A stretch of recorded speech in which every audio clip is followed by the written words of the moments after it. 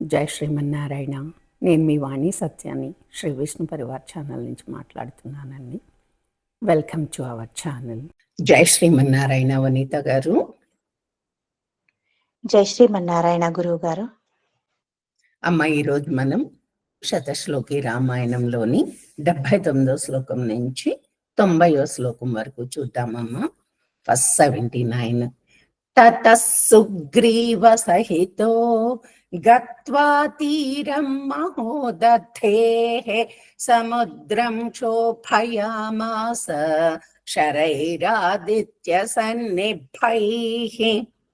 తతః సుగ్రీవ, సా కింద సాద్విద్వాక్షరం, కింద రకారం ఉంది, సంయుక్తాక్షరం.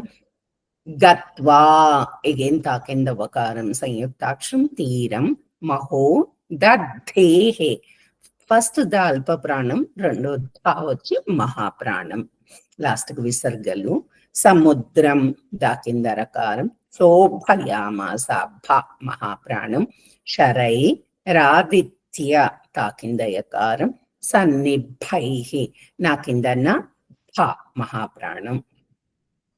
ఎక్కడ సంయుక్తాక్షరాలు ద్విత్వాక్షరాలు వచ్చినా మనం పైలట్ ని కొంచెం ఒత్తి పలుకుదామమ్మా. ఆఫ్లైన్.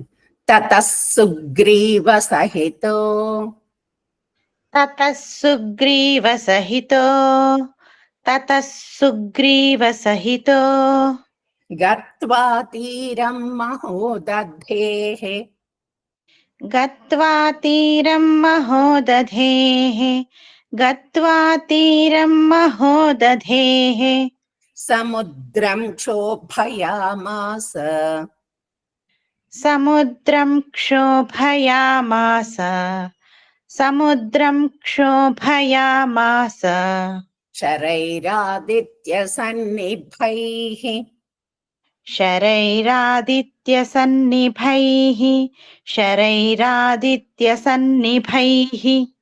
Line wise.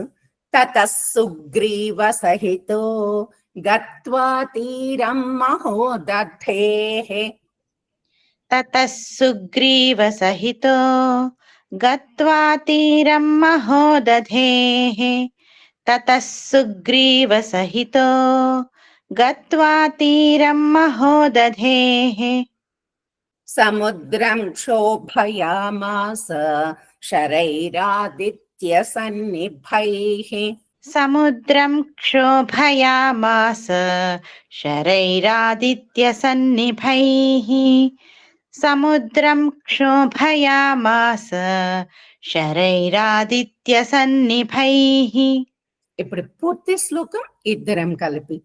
తతః సుగ్రీవ సహితో గత్వా తీరం మహోదధేః, సముద్రం శోభయామాస శరైరాదిత్య సన్నిభైః. 80వ శ్లోకం. దర్శయామాస చాత్మానం సముద్రః సరితాం పతిః, సముద్రవచనాచ్చైవ నలం సేతుమకారయత్. పద విభజన చూద్దామమ్మా. దర్శం రా కింద శంకరలోష సంయుక్తాక్షరం. చాత్ దర్శయామాస. చాత్మానం తా కింద మకారం. సముద్ర దా కింద రకారం. సరితాం సా కింద సాద్విద్వాక్షరం. పతిః సముద్ర, అగైన్ దా కింద రకారం. వచనాచ్చైవ చా కింద చ ద్విద్వాక్షరం. నలం సేతు మకారయత్. ఈజీగా ఉందమ్మా. ఆఫ్లైన్. దర్శయామాస చాత్మానం, దర్శయామాస చాత్మానం, దర్శయామాస చాత్మానం. సముద్రః సరితాం పతిః, సముద్రః సరితాం పతిః, సముద్రః సరితాం పతిః. సముద్రవచనాచ్చైవ, సముద్రవచనాచ్చైవ, సముద్రవచనాచ్చైవ. నలం సేతుమకారయత్, నలం సేతుమకారయత్, నలం సేతుమకారయత్. Line wise. దర్శయామాస చాత్మానం సముద్రః సరితాం పతిః, దర్శయామాస చాత్మానం సముద్రః సరితాం పతిః దర్శయామాస చాత్మానం సముద్రః సరితాం పతిః సముద్రవచనాచ్చైవ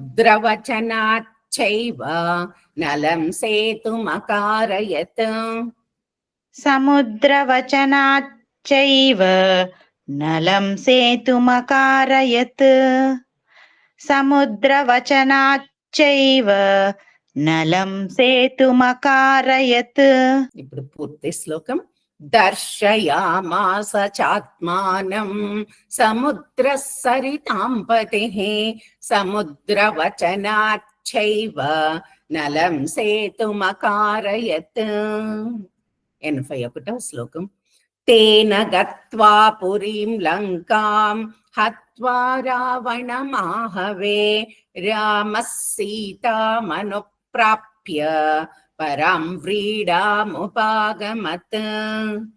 తేన గత్వా తా కింద వకారం పురీం లంకాం హత్వా తా కింద వకారం సంయుక్తాక్షరం రావణ మాహవే రామ సీత సా కింద సాద్విద్వాక్షరం మనుప్రాప్య రెండు పాలు కూడా సంయుక్తాక్షరాలు, ఒకదాని కింద రకారం ఒకదాని కింద యకారం ఉంది.